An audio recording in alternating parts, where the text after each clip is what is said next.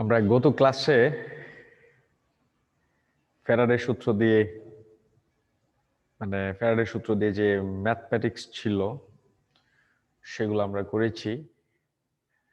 এখন যে টপিকসটার উপরে 2টা লেকচার দিতে হবে সেটা আমরা শুরু করব। 2টা লেকচার ওই তো, আর 2-3টা লেকচারে আমাদের চ্যাপ্টার শেষ হবে আশা করা যায়। শেষ তো অনেক ভাবেই করা যায়, তাই না? শেষ করতে হ্যাঁ বেশি সময় লাগে না, কিন্তু শেষ করার মতো শেষ করলে একটু সময় তো লাগেই। আচ্ছা, তাহলে আজকে যে আমাদের মেইন লেকচারটা হবে তড়িৎ বিশ্লেষণ, ওই বিষয়টার উপরে। সেই ক্ষেত্রে থাকবে ধাতুর সক্রিয়তা সিরিজ নামক একটা সিরিজ আছে, যে সিরিজটা আমাদের মৌলিক একটা সিরিজ। এটা জানলে পরে কেমিস্ট্রির অনেক বিষয়ের প্রতি একটা জ্ঞান, প্রজ্ঞা, ভালো লাগা, ভালোবাসা চলে আসে। তো ধাতুর সক্রিয়তা সিরিজ, ওইটার মধ্যে অনেক কিছু কেমিস্ট্রির কিছু গোপন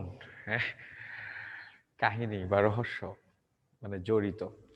তো শুরু করার আগে একটু যে তড়িৎ বিশ্লেষণটা যদি শুরু করতে হয়, পাশাপাশি আরেকটা ব্যাপার থেকে যায়, সেটাকে বলি আমরা তড়িৎ রাসায়নিক একটা কোষ নামক একটা কোষ আছে। দ্যাট ইজ, আমি কোষ দিয়ে একটা প্রাইমারি ধারণা দিয়ে তারপরে আমি মেইন টপিক যেটা আজকে পড়ানো সেটা আমি পড়ানো শুরু করব।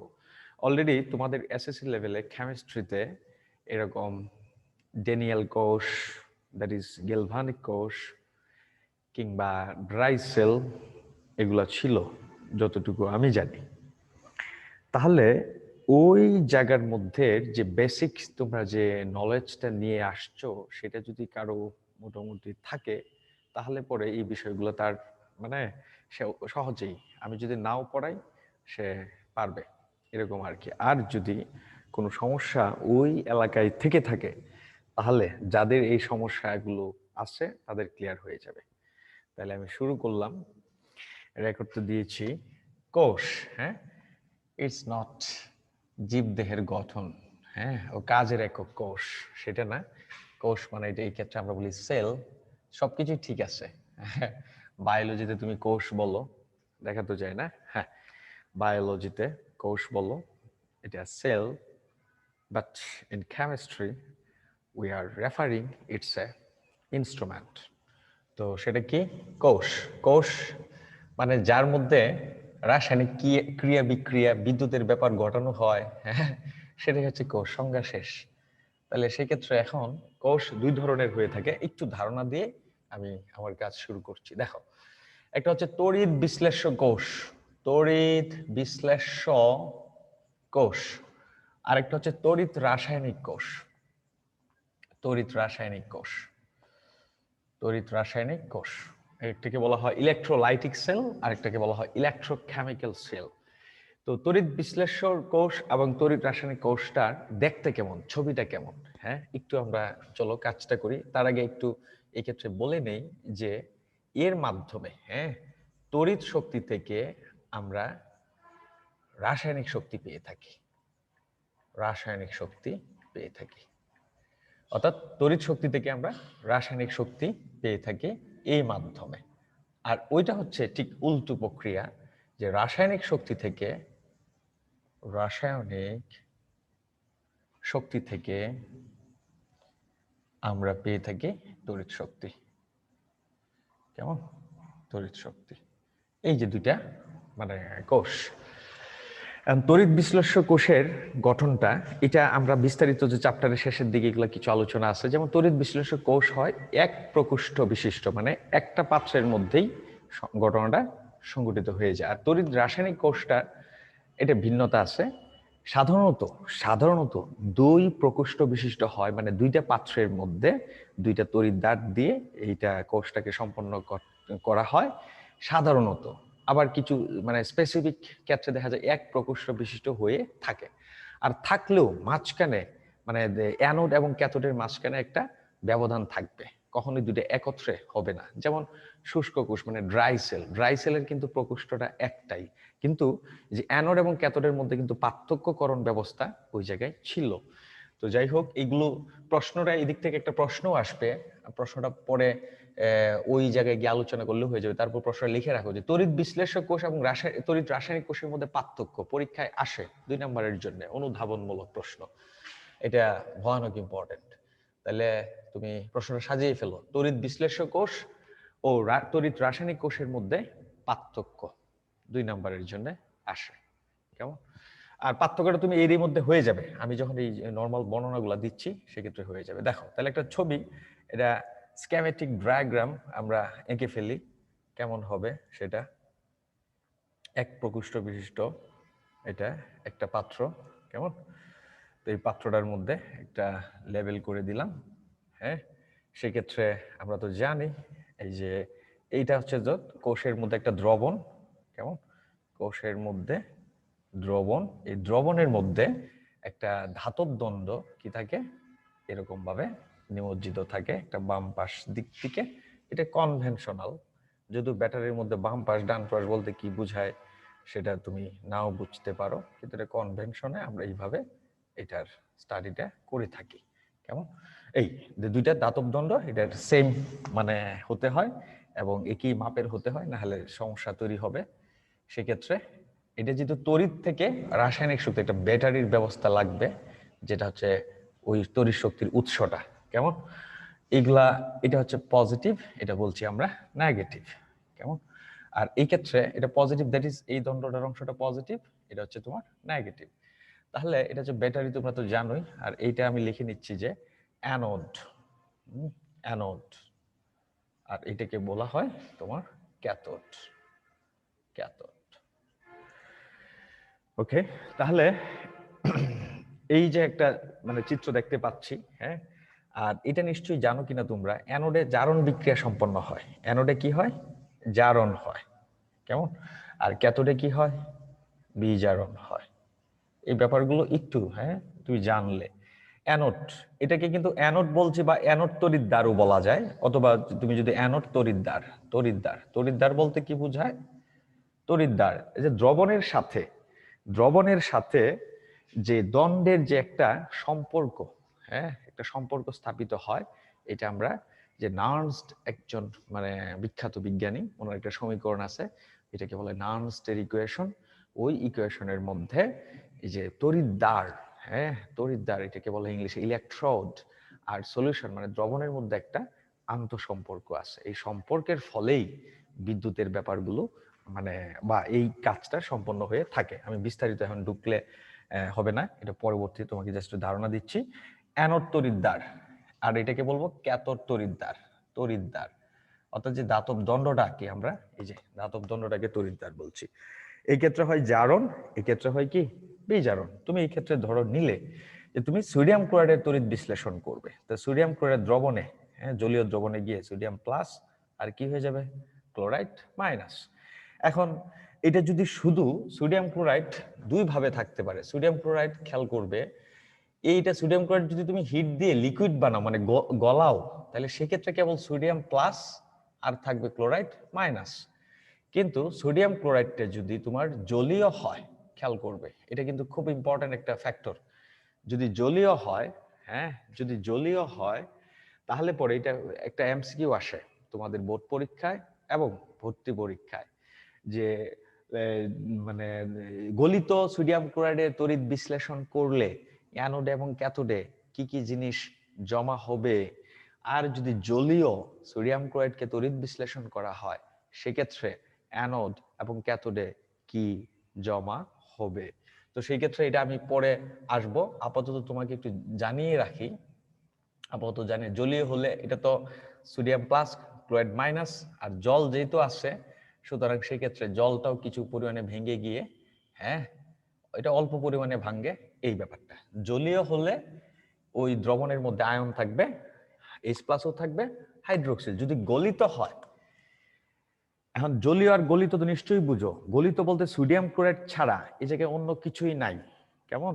পানি জাতীয় কোনো কিছু নাই, কেবলমাত্র সোডিয়াম ক্লোরাইড। সোডিয়াম ক্লোরাইডের গলনাঙ্ক তুমি জানো 801 ডিগ্রি সেলসিয়াস, 801 ডিগ্রি সেলসিয়াস। সুতরাং ওই তাপমাত্রায় তাকে তুমি গলাতে পারবে। সেক্ষেত্রে তোমার পানির মধ্যে না নিয়ে তুমি গলাইলে, তাহলে ওই গলানো অবস্থায় তো এটার মধ্যে অন্য কিছু নেই, কেবল সোডিয়াম প্লাস আছে, ক্লোরাইড মাইনাস আছে।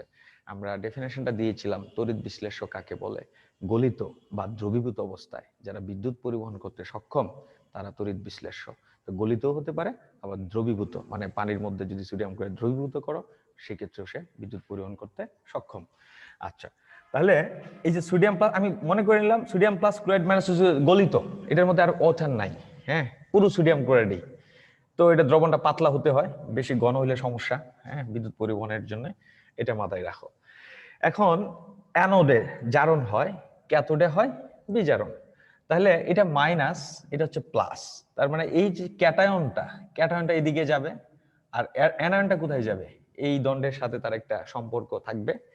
তাহলে এই এই প্রক্রিয়াটার মধ্যে একটা অংশে ঘটছে জারণ, আরেকটা অংশে ঘটছে বিজারণ। তাহলে জারণ যদি ঘটে তাহলে আমরা বলতে পারি এটা জারণ অর্ধ বিক্রিয়া। কেননা এই অংশের বিক্রিয়া এবং এই অংশের বিক্রিয়া মিলে এই পুরো কোষটার বিক্রিয়াটা হবে। যেমন তোমাদের পড়ানো হয়েছে জারণ অর্ধ বিক্রিয়া এবং বিজারণ অর্ধ বিক্রিয়া মিলেই জারণ বিজারণ বিক্রিয়া। তাহলে এই কোষটার মধ্যে একটা অংশে জারণ ঘটছে, একটা অংশে বিজারণ ঘটছে। সুতরাং এই পুরো কোষটার বিক্রিয়া হবে জারণ বিজারণ বিক্রিয়া বা কোষ বিক্রিয়া। তো এই অংশটাকে আমরা বলতে পারি জারণ অর্ধ বিক্রিয়া। অনেকগুলা বিষয় নিয়ে আসতেছি যাতে তোমার এই ছবিটা দেখে ধারণা হয়ে যায়। জারণ অর্ধ বিক্রিয়া, তাহলে জারণ অর্ধ বিক্রিয়াটা কি হবে? এই যে ক্লোরাইড মাইনাস, কেমন, এই যে ক্লোরাইড মাইনাসটা ইলেকট্রন ছেড়ে দিল, হ্যাঁ, ইলেকট্রন ছেড়ে দিয়ে ক্লোরিন হলো। তাহলে দুইটা ক্লোরিন দুইটা ইলেকট্রন ছেড়ে দিয়ে ক্লোরিন গ্যাস হবে, হয়ে গেল। এখন ক্যাথোড তড়িৎদ্বার বিজারণ অর্ধ বিক্রিয়া, যেহেতু ক্যাথোডে বিজারণ ঘটে, এর অর্ধ বিক্রিয়া কেন বলছি? এই দুইটা বিক্রিয়া মিলেই হচ্ছে একটা বিক্রিয়া, যেটা হচ্ছে জারণ বিজারণ বিক্রিয়া বলছি। তো সোডিয়াম প্লাস এবং ইলেকট্রন গ্রহণ করার ফলে সে কি হয়ে গেল? সোডিয়াম হয়ে গেল। এখন এইটা দুইটা ইলেকট্রন, এদিকে একটা ইলেকট্রন তো হয় না, দুই দ্বারা গুণ করতে হয়, এগুলো তো জানোই। সুতরাং এই সমীকরণ যোগ করলে তুমি যে সমীকরণটা পাবে সেটা কি বলছি? কোষ বিক্রিয়া বা জারণ বিজারণ বিক্রিয়া। আশা করি তুমি বুঝতে পেরেছ। এখন এই যে একটা ছবি তোমাকে দিয়ে যে ইনফরমেশন গুলো দিলাম, এগুলা পার্ট বাই পার্ট আসবে। তারপরও তোমাকে জানিয়ে রাখি, তোমার যদি ব্যাকগ্রাউন্ডটা মানে এতটা স্ট্রং না থাকে তাহলে একটা ধারণা করলে এই পুরো ব্যাপারগুলো তোমার মাথার মধ্যে ছবি আকারে চলে আসলো। এখন আরেকটা, যে তড়িৎ রাসায়নিক কোষের একটা মানে স্কিমেটিক ডায়াগ্রাম আমরা আঁকি। বাহ, দেখি অনেক না, সমস্যা নাই, বেশি বাঁকে নাই। হ্যাঁ, তো সেক্ষেত্রে আমরা ধরো এটা পাত্র, এখন এটা দুই প্রকোষ্ঠ বলছে না, দুই প্রকোষ্ঠ, সমস্যা নেই। মাঝখানে এই যে একটা ব্যবধান করে দিলাম, মাঝখানে একটা ব্যবধান করে দিলাম, যার ফলে প্রকোষ্ঠ হচ্ছে দুইটা।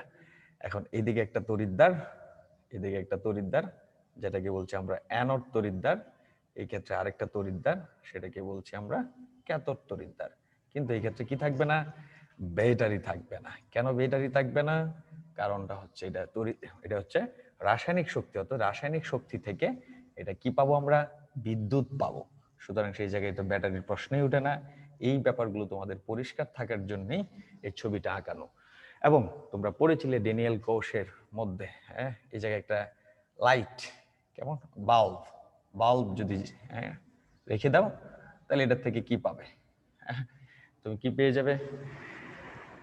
হ্যাঁ, আলো পেয়ে যাবে। তাহলে ঠিক অনুরূপ ভাবে খেয়াল করো, এটা হচ্ছে অ্যানোড, এটাও অ্যানোড, এটা ক্যাথোড। এখন প্লাস মাইনাস চিহ্নের ব্যাপারে, এই ক্ষেত্রে যদি এটা হয় প্লাস, এই ক্ষেত্রে এটা হবে মাইনাস।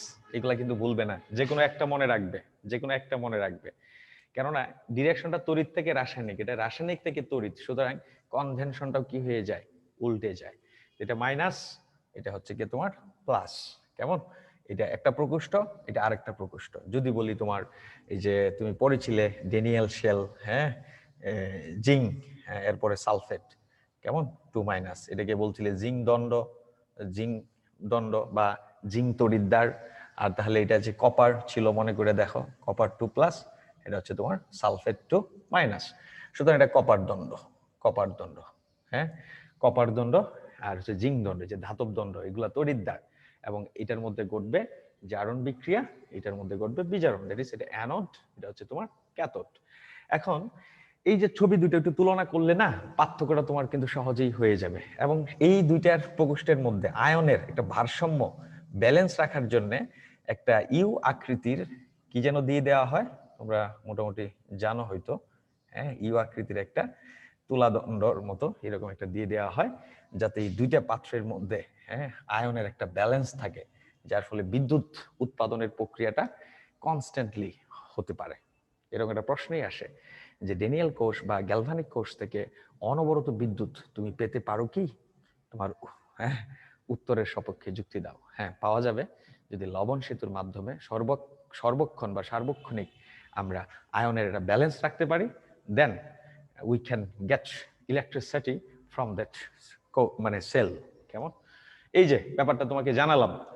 এখন আমরা শুরু করব তড়িৎ বিশ্লেষক কোর্স দিয়ে। তড়িৎ বিশ্লেষক কোর্স এর মানে যেটা হবে যে বিভিন্ন লবণের তড়িৎ বিশ্লেষণ করলে হ্যাঁ কি কি সমস্যা হয়, এই ক্ষেত্রে ধাতু সক্রিয়তা সিরিজটা কেন দরকার, এই সামগ্রিক বিষয়গুলো আমি নিয়ে আসবো। দুইটা কোর্সের একটা মোটামুটি ধারণা তোমাকে দিলাম, আর এটা বাসায় বসে বসে এটা একটু মাথার মধ্যে নিয়ে ধারণাগুলো যেগুলো ছিল পরিষ্কার করে ফেলো। ওকে, তাহলে দেখো তড়িৎ বিশ্লেষণ, ইলেকট্রোলাইসিস। তড়িৎ বিশ্লেষণের ব্যাপারটা আসলে তড়িৎ বিশ্লেষক কোষ আসবে, এটাকে বলি আমরা ইলেকট্রোলাইসিস। ইলেকট্রো মানে তড়িৎ, লাইসিস মানে হচ্ছে ভাঙ্গন, তড়িৎ দিয়ে কোনো কিছুকে ভেঙে ফেলা, তাই তো? দ্যাট ইজ তড়িৎ দিয়ে কোনো কিছু ভেঙে ফেলে ওইটাকে রাসায়নিক শক্তিতে রূপান্তরিত করা। এখন প্রশ্ন উঠবে যে তড়িৎ বিশ্লেষণটা আমাদের কি কাজে লাগে? What is the application of electrolysis? তো ইলেকট্রোলাইসিসের অনেক অনেক অ্যাপ্লিকেশন, হ্যাঁ, আমি ইন ব্রড সেন্সেই বলবো, কেননা ডিপলি বলার সুযোগ নেই। তো সেটা হচ্ছে যে ধরো তোমার যে আমাদের হ্যাঁ যেমন ব্রাইন নামক একটা জিনিস তোমরা শুনেছিলে, তাই না? Brine, what is brine? যদি পড়ে থাকো আর কি এসএসসি লেভেলে, ব্রাইন, হ্যাঁ, ব্রাইন কাকে বলে? সোডিয়াম ক্লোরাইডের গাঢ় জলীয় দ্রবণকে বলা হয় ব্রাইন। কেমন? গাঢ় জলীয় দ্রবণ, সোডিয়াম ক্লোরাইডের গাঢ় জলীয় দ্রবণ। এখন এই যে ব্রাইন থেকে তুমি কিভাবে হ্যাঁ সোডিয়াম ধাতু নিষ্কাশন করবে, ক্লোরিন গ্যাস তুমি নিষ্কাশন করবে, এটা ছিল একটা তোমার এসএসসি লেভেলের তড়িৎ বিশ্লেষণ একটা প্রক্রিয়া। আরো অনেকভাবে তড়িৎ বিশ্লেষণ করে আমরা কি করতে পারি?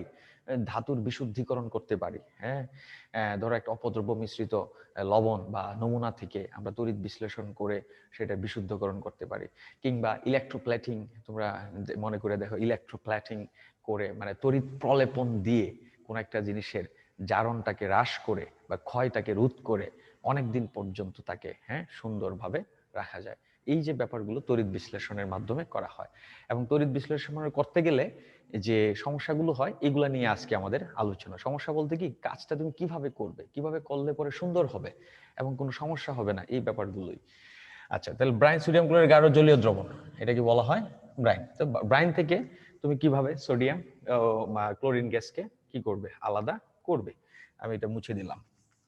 দেখো, যেমন এইটা তড়িৎ বিশ্লেষণ করতে কি কি ব্যাপার মানে কি কি সমস্যার তুমি সম্মুখীন হবে, কি কি সমস্যার সম্মুখীন হবে সেগুলো আমি আলোচনা করেই সক্রিয়তা সিরিজে ঢুকছি। আরে ব্রাইন কই গেল? ও, এই যে ব্রাইন। দেখো, তাহলে এই যে ব্রাইন জলীয় দ্রবণ, আমি বলছি সোডিয়াম ক্লোরাইডের জলীয় দ্রবণ। জলীয় দ্রবণ বলতে সে জলের মধ্যে কি আয়নিত হয়ে থাকবে, এটা হচ্ছে সোডিয়াম প্লাস, আর কি হবে ক্লোরাইড মাইনাস, একুয়াস। এখন যেহেতু জল, আমরা জানি পানি অল্প পরিমাণে কি হয়, আয়নিত হয়। সেটা কার কাছ থেকে জানলাম? কোলরাস নামক একজন বিজ্ঞানী, যে পানির আয়নিক গুণফল নামক একটা জায়গা থেকে আমরা পেয়েছিলাম যে বিশুদ্ধ পানি অতি অল্প পরিমাণে বিদ্যুৎ পরিবহন করে। তাহলে এটা H প্লাস আর যেটা তোমার হাইড্রোক্সিল মাইনাস। এখন খেয়াল করে দেখবে যে হিয়ার 2 ক্যাটায়ন অ্যান্ড 2 অ্যানায়ন। এখন আমরা তো জানি যে ক্যাটায়নগুলো ক্যাথোডে যায়, অ্যানায়নগুলো কোথায় যায়? অ্যানোডে যায়। তাহলে এই দুইটা ক্যাটায়নের মধ্যে দুইটা ক্যাটায়ন তো যেতে পারবে কি? কেননা এটা তোমার ক্যাথোডে বিজারণ অর্ধবিক্রিয়া সম্পন্ন হবে। তাহলে দুইটা কি বিজারণ অর্ধবিক্রিয়া সম্পন্ন হবে? নিশ্চয়ই না। যে কোনো একটা মানে যাবে ক্যাথোডে। ঠিক দুইটা অ্যানায়নের মধ্যে যে কোনো একটা যাবে। কে যাবে কে যাবে না, এই যে ব্যাপারটাকে বোঝার জন্যই তোমার লাগবে ধাতুর সক্রিয়তা সিরিজ। কেমন? তাহলে আশা করি তোমার ধাতুর সক্রিয়তা সিরিজটা কেন আমাদের দরকার, বা সক্রিয়তা সিরিজটাই বা কেন দরকার, সেটা তোমার কাছে পরিষ্কার। এখন তারপর আমি একটু ধারণা দিয়ে দিই যে সোডিয়াম প্লাস এবং এইচ প্লাস এর মধ্যে যাবে, হ্যাঁ, ক্যাথোড ক্যাথোড বা জারণ অর্ধবিক্রিয়া, ক্যাথোড বিক্রিয়াটা যেটা হবে, ক্যাথোড বিক্রিয়া বা জারণ অর্ধবিক্রিয়া একই কথা কিন্তু, কেননা সরি বিজারণ অর্ধবিক্রিয়ার ক্যাথোড বিক্রিয়া একই কথা, কেননা এই ক্যাথোডের মধ্যে বিজারণটা সম্পন্ন হয়, ক্যাথোডে যাবে হাইড্রোজেন গ্যাসে যাবেন। কেন যাবে এই যুক্তি তুমি পরে মিলায় নাও, কেন যাবে খেয়াল করো। হাইড্রোজেন দুইটা হলে জায়গায় দুই দুই। আবার ক্লোরাইড এবং হাইড্রোক্সিলের মধ্যে কে যাবে? আমরা দেখি যে সক্রিয়তা সিরিজে ক্যাটায়নের হিসেবে দেখা যায় হাইড্রোজেন প্লাসের বিজারণ বিভবের মানটা বেশি, অর্থাৎ আমরা দেখব যে এর ইলেকট্রন গ্রহণ করার ক্ষমতাটা বেশি। আবার এই ক্লোরাইড এবং হাইড্রোক্সিলের মধ্যে হ্যাঁ অ্যানায়নেরও সক্রিয়তা সিরিজ আছে। তো সেই ক্ষেত্রে কে আগে যাবে? সক্রিয়তা সিরিজে যে ইলেকট্রন মানে তার ইলেকট্রন ছেড়ে দেওয়ার প্রবণতা যার বেশি, অর্থাৎ জারণ বিভব যার বেশি, সেই ইলেকট্রন ছেড়ে দিবে। এন্ড ক্লোরাইড এবং হাইড্রোক্সিলের মধ্যে দেখা গেছে হাইড্রোক্সিলের জারণ বিভবটা বেশি, কিন্তু বাস্তব ক্ষেত্রে হাইড্রোক্সিল যেতে পারে না, যাই হচ্ছে ক্লোরাইড আয়ন। এইটা তাইলে ব্যাপারটা কি? তো এইটা দেখা গেছে যে আমি সৈয়দ কি বলে সৈয়দ নজরুল ইসলামের কলেজের টিচার মিজান স্যার, আমি ওনার কাছে কিছুদিন পড়েছিলাম। তো উনি একটা উদাহরণ দিয়েছিলেন, এই উদাহরণটা আমার এখনো মনে আছে। উদাহরণটা ছিল এরকম যে দেখো তোমাদের এলাকায় এটা মারামারি শুরু হয়েছে, তো মারামারি হলো, এখন দেখা যাচ্ছে এক পক্ষের লাঠি মানে মানে হাতের শক্তি বেশি, মারামারি করার জনগণ বেশি, আরেকজন মানুষের টাকা পয়সা আছে কিন্তু তার লোক বল নেই ওই এলাকায়, তাহলে মারামারি করলে জিতবে কে? হ্যাঁ, তাহলে তাৎক্ষণিকভাবে জিতবে অবশ্যই যার মানে জনবল ম্যান পাওয়ার বেশি, সেই কিন্তু জিতবে, লাঠিয়াল বাহিনীটাই জিতবে। আর যার মানে জনগণই নাই, টাকা আছে কি, টাকা দিয়ে তো আর মানুষের মার ফিরানো যাচ্ছে না, ফিরাইতে গেলে মানে হঠাৎ করে ফিরানো যাচ্ছে না, যদি ফিরানো যায়ও তাহলে পুলিশের পাহারায় অনেক কিছু ভাবে তাকে ফিরাইতে হবে। যাই হোক, যেটা বলছিলাম আর কি, এই দ্রবণের মধ্যে ক্লোরাইডের ঘনমাত্রা আর হাইড্রোক্সিলের ঘনমাত্রা তুলনা করলে দেখা গেছে যে ক্লোরাইডের ঘনমাত্রা ভয়ানক রকম বেশি, যেমন এই মারামারি লাঠিয়ালদের মতো। যার ফলে এই ক্লোরাইড যদিও এর থেকে টাকা পয়সা বা ওর পাওয়ারটা হাইড্রোক্সিলের থেকে ওর পাওয়ারটা কম, কিন্তু এর ঘনমাত্রা বেশি থাকার ফলে সে কি করে মানে আগে অ্যানোডে চলে যায়। তো এরকম ব্যাপারটাই আমরা যে সক্রিয়তা সিরিজটা থেকে জানবো। আশা করি এখন আমরা যদি সক্রিয়তা সিরিজটা পড়ি, তোমাদের কাছে গুরুত্বটা নিশ্চয়ই বুঝে যাওয়ার কথা, কেন আমাদের সক্রিয়তা সিরিজটা জানা দরকার। এবার তাহলে ওই বিক্রিয়াটা যদি দাও, অ্যানোড বিক্রিয়া, এটা না, এটা তো তোমরা এসএসসি লেভেলে থাকারও কথা। যেমন সেক্ষেত্রে কি ক্লোরাইড দুইটা ইলেকট্রন ছেড়ে দিয়ে কি হবে, ক্লোরিন গ্যাস হবে। দ্যাট ইজ এটা মোট কোষ বিক্রিয়াটা হবে 2H+ 2 ক্লোরাইড মাইনাস। ওকে, এই ক্ষেত্রে তাহলে দেখো যে আমরা লিখছি ধাতুর সক্রিয়তা সিরিজ, খুব ইম্পর্টেন্ট ধাতুর সক্রিয়তা সিরিজ। আর পরীক্ষা আসতে পারে সক্রিয়তা সিরিজ কাকে বলে 1 নম্বরের জন্য। তো 1 নম্বরের জন্য তো পরীক্ষা আসে সংজ্ঞা দিয়ে দিও যে সক্রিয়তা সিরিজকে ইংলিশে বলা হয় রিঅ্যাক্টিভিটি সিরিজ। তাহলে আমি লিখি ধাতুগুলো একসাথে আঁকতে মানে ধরবে কিনা একটু দেখি। ধাতু সক্রিয়তা সিরিজ কেমন? তো প্রথমে যে ধাতুটা থাকে লি, কে কে না, লি কে কে না, MacGyver, I don't like it. লি কে কে না ম্যাকগাইভার, এলো যেন ফিরে, সুনীল পাবে হায়, সুনীল পাবে হায়, নিচে কি আরো যাচ্ছে, সুনীল পাবে হায়, কুলাঙ্গার, হাজি যাচ্ছে, আজি, কেমন আজি, আজি পর্যন্ত আসছে দেখা যায়। তো একটু উপর থেকে লিখলে তো হয়েই যেত, দেখ একটু উপর থেকে লিখছি, দেখো একটু উপর থেকে লিখছি, এক লাইনে করে ফেললে ভালো হবে। তাহলে এই ক্ষেত্রে লিখছি যে ধাতুর সক্রিয়তা সিরিজ এই পর্যন্ত তো দেখা যায়। ভেরি গুড, ধাতুর সক্রিয়তা সিরিজ, সক্রিয়তা সিরিজ তো এই ক্ষেত্রে বলছিলাম লি লি খে খে না ম্যাকগাইভার এলো যেন ফিরে সুনীল পাবে হায় কুলাঙ্গার হাজি আজি পিটাবে পিটাবে বলে আমায়। এই এই সূত্র কি আমি মুখস্থ করব? হ্যাঁ, ফালতু জিনিস না এটা। হ্যাঁ, ওকে, যেটা বলছিলাম ধাতু সক্রিয়তা সিরিজ হচ্ছে যে লি কে খে না ম্যাকগাইভার এলো যেন ফিরে সুনীল পাবে হায় কুলাঙ্গার হাজি আজি পিটাবে আমায়। পরে পিটাবে যেহেতু আমায়, আমারে তো আর পিটাইতে দিব না, তাহলে আমি পরে বলছিলাম পোলাপানদের তোমরা এইভাবে মনে রাখো, পিটাবে আবুলকে বা আবুলকেই, পিটাবে আবুলকে, আবুল্লাকে বলবা না, আবুলকে। লি কে খে না ম্যাকগাইভার এলো যেন ফিরে সুনীল পাবে হায় কুলাঙ্গার হাজি আজি পিটাবে আবুলকে। এটা ঠিক আছে, আমারে আমি পিটাইতে দিব, এটা এটা খামখেয়ালি নাকি? হ্যাঁ, তো ঠিক আছে, দেখো এটার ব্যাপারটা কি। হ্যাঁ, ব্যাপারটা কি এইভাবে, দ্যাট ইজ এটার সক্রিয়তা সবচেয়ে বেশি, মানে বুঝবে তুমি লিথিয়াম ইলেকট্রন ছেড়ে দেওয়ার ক্ষমতা সবচেয়ে বেশি, এরপরে পটাশিয়াম, এরপরে ক্যালসিয়াম, এরপরে সোডিয়াম, এরপরে ম্যাগনেসিয়াম, অ্যালুমিনিয়াম, জিঙ্ক। কেমন লিখবে? ইলেকট্রন ত্যাগ করার ত্যাগ করার প্রবণতা উপরের দিকে বাড়ছে, দ্যাট ইজ সক্রিয়তা বাড়ছে। ইলেকট্রন ছেড়ে যত যত দ্রুত যে দিবে তার সক্রিয়তা তত বেশি। কেমন? এটা গেল নর্মাল মৌলের। এখন এটাকে আমরা লিথিয়াম প্লাস করে দিব, কে প্লাস করে দিব, ক্যালসিয়াম 2 প্লাস করে দিব, সোডিয়ামকে প্লাস করে দিব, magnesium 2 plus, aluminium 3 plus, zinc 2 plus, iron 2 plus, thin দুইটাই হয় 2 প্লাস হয়, এটাও দুইটাই হয় 2 প্লাস হয়, 4 প্লাস হয়, H plus, copper 2 plus, mercury হ্যাঁ 2 প্লাস, সিলভার শুধু প্লাস, প্লাটিনাম হ্যাঁ এটার অনেকগুলো হয় 3 প্লাস হয়, হ্যাঁ 5 প্লাস হয়, গোল্ড 3 প্লাস 5 প্লাসও হয়। এগুলো হচ্ছে যে নর্মাল মৌলের ইলেকট্রন ত্যাগ করার প্রবণতা বাড়ছে, তার মানে সক্রিয়তা বাড়ছে। অর্থাৎ অর্থাৎ কি বলতে পারো, এটা সাজিয়ে নাও, অর্থাৎ সক্রিয়তা বাড়ছে বলা যায়, সক্রিয়তা বাড়ছে। এখন যদি ক্যাটায়নের ক্ষেত্রে হয় ঠিক উল্টা ব্যাপার ঘটবে, ক্যাটায়নের ক্ষেত্রে উল্টা ব্যাপার ঘটবে, সেটা কি খেয়াল করো, যে এই ক্ষেত্রে বলবে ইলেকট্রন, এরা তো ক্যাটায়ন হয়ে গেছে না, এখন এরা ইলেকট্রন কিন্তু গ্রহণ করবে, ঠিক আছে?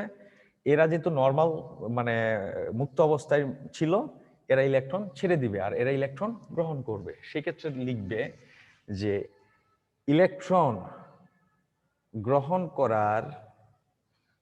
করার প্রবণতা হ্যাঁ কমছে, খেয়াল করো, গ্রহণ করার ক্ষমতা কমছে। তাহলে গাইস তোমরা যদি এটা ভালো করে বুঝতে পারো অনেক সমস্যা সমাধান হয়ে যাবে। দেখো, দ্যাট ইজ লিথিয়াম সবচেয়ে দ্রুত ইলেকট্রন কি করে দিবে? ছেড়ে দিবে। তাহলে ছেড়ে দিয়ে লিথিয়াম প্লাস হয়েছে, যে দ্রুত ইলেকট্রন ছেড়ে দেয়, কেন ছেড়ে দেয়? ইলেকট্রনটা রাখলে পরে তার স্টেবিলিটির সমস্যা হচ্ছে, এই জন্য সে দ্রুত ছেড়ে দেওয়ার একটা প্রবণতা প্রকাশ করছে। এখন ছেড়ে দেওয়ার পরে সে তো নিশ্চয়ই ইলেকট্রনটা আবার গ্রহণ করার প্রতি এত প্রবণতা দেখাবে না। হ্যাঁ, কথা কি ক্লিয়ার কিনা? যে লিথিয়াম মানে ছেড়ে দিয়ে দ্রুত ছেড়ে দিচ্ছে, ওকে, ছেড়ে দিয়ে সে সুস্থিত অবস্থা লাভ করছে। এখন লিথিয়াম প্লাস হয়ে গেলে সে তো নিশ্চয়ই তোমার ইলেকট্রনটা গ্রহণ করবে সবচেয়ে ধীরে। তাহলে মাথায় রাখো, নর্মাল অবস্থায় ইলেকট্রন যে ছেড়ে দিয়ে যত দ্রুত ছেড়ে দিবে, ঠিক ক্যাটায়নে পরিণত হওয়ার পরে সে গ্রহণ করার ক্ষমতাটা তত কমে যাবে। সো এটা এইভাবে মনে রাখো।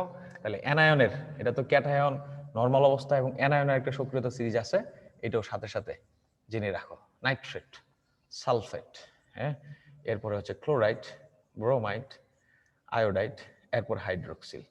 এটা হচ্ছে অ্যানায়নের সক্রিয়তা সিরিজ।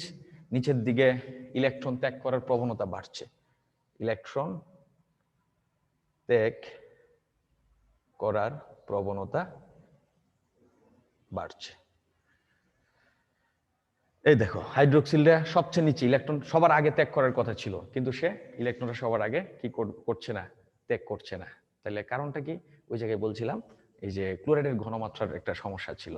এখন এই সক্রিয়তা সিরিজটা কয়েকটা ফ্যাক্টরের উপর নির্ভর করে ওর ওর এই যে ধারাবাহিকতাটা কি হতে পারে, বদলে যেতে পারে। এই বদলে যাওয়ার তিনটা কারণ আছে, আমি তিনটা কারণ লিখিয়ে তোমাদেরকে পরিষ্কার করছি। তাহলে এই ব্যাপারটা কিন্তু পরিষ্কার যাতে থাকে, এইটার মধ্যে যদি গন্ডগোল হয় স্যার, সামনের দিকে যত যাবে গন্ডগোলের পরিমাণ তত বাড়বে। So be careful and cordially accept that matter or staff, যাতে করে নেক্সট টাইম তোমার সমস্যা না হয়। ওকে, এইবার তড়িৎ বিশ্লেষণের ক্ষেত্রে একটা ছোট্ট একটা এমসিকিউ জনের প্রশ্ন আসে, সেটা আমি একটু তোমাকে এখন এমসিকিউটা কিভাবে আসে এখন তুমি বুঝতে পারবে। সক্রিয়তা সিরিজ তোমার কাছে দেওয়া আছে। যেমন সোডিয়াম ক্লোরাইড গলিত অবস্থায়, এটা গলিত, যেটা বলছিলাম এর আগে, গলিত যদি থাকে তাহলে এটা থেকে সোডিয়াম প্লাস পাবো, ক্লোরাইড মাইনাস পাবো, এগুলো লিকুইড, জলীয় নাই।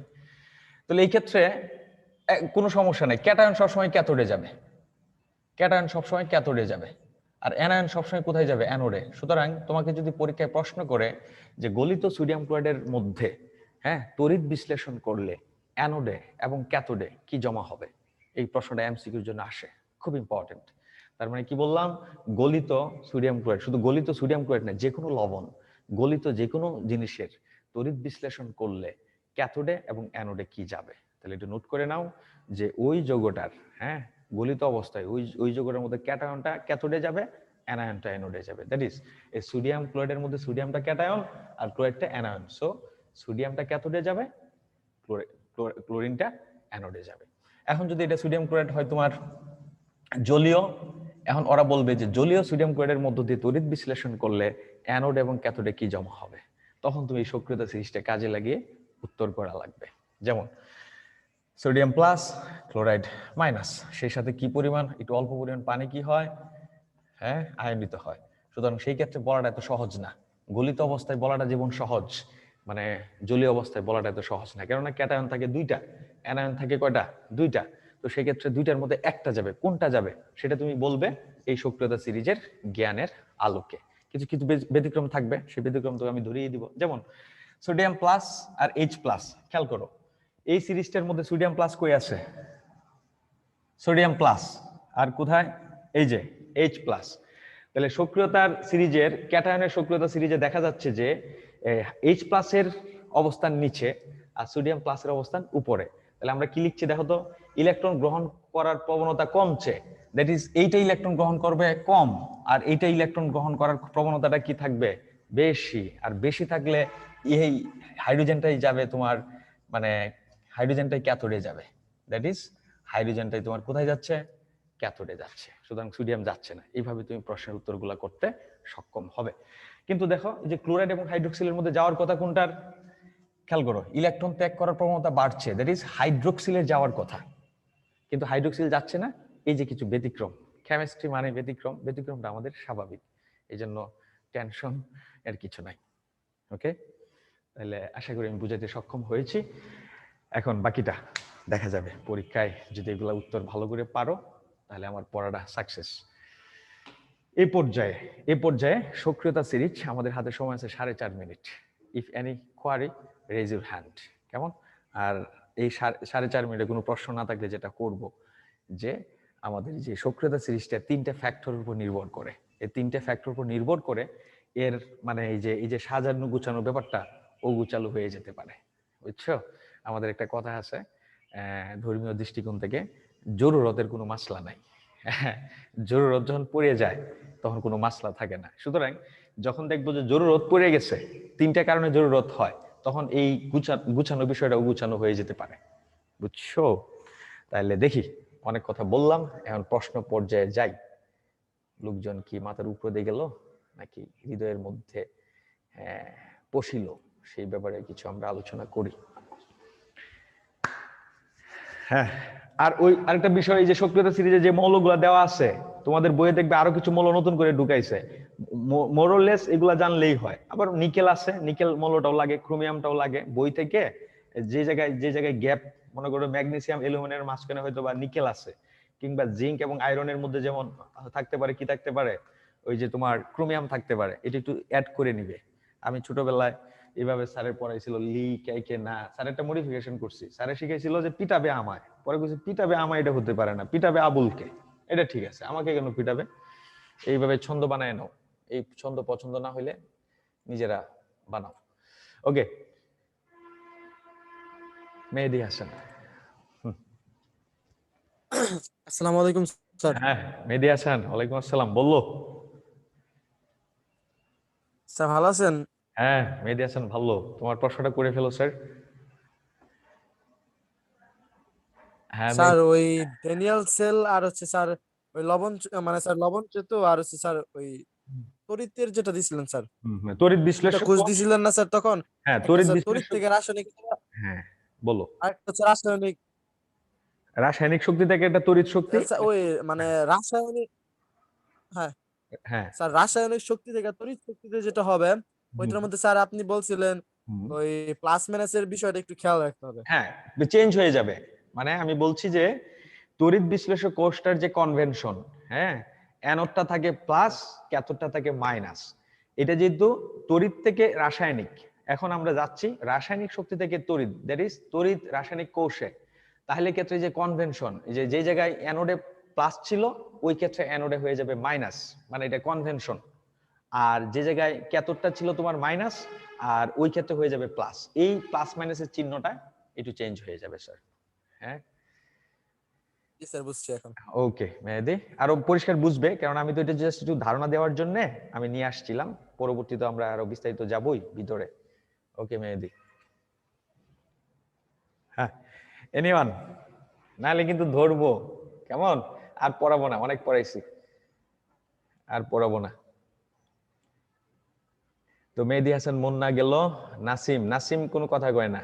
আচ্ছা নাসিম না কোক, অন্য একজন নিবিড় দাস, নিবিড় দাসকে ধরি। আমি শুনতে পাচ্ছি যে অনেকেই ক্লাসে আসছে বুঝাচ্ছে, কিন্তু আসলে প্রকৃতপক্ষে ক্লাসে নাই, এরকম ব্যাপারটা বলি হচ্ছে।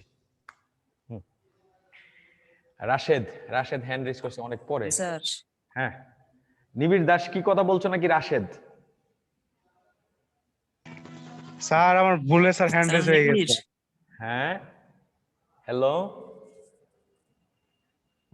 না না কে কথা বলছো বললো, সময় তো কম। নিবিড় নিবিড়, স্যার। নিবিড় মানে কি তুমি ক্লাসে আসো, ক্লাস বুঝতে পারছো? হ্যাঁ জি স্যার। গুড, গুড বয়, না গুড বয় না, এখন তো তোমরা ম্যান হয়ে গেছো, তাই না? থ্যাংক ইউ নিবিড়। ওই রাশেদ কই, রাশেদ কই, রাশেদ কথা বলো। রাশেদ, রাশেদ দেখা যায় মানে কোথায় পালিয়ে গেছে, লেস দেন 1 মিনিট। এরপরে কাকে ধরবো? ইকা বিরুল, ইকা বিরুলকে একদিন মনে হয় ধরছিলাম। দীপ্ত, দীপ্তকে আজকে দেখি তো। দীপ্ত, হ্যালো দীপ্ত।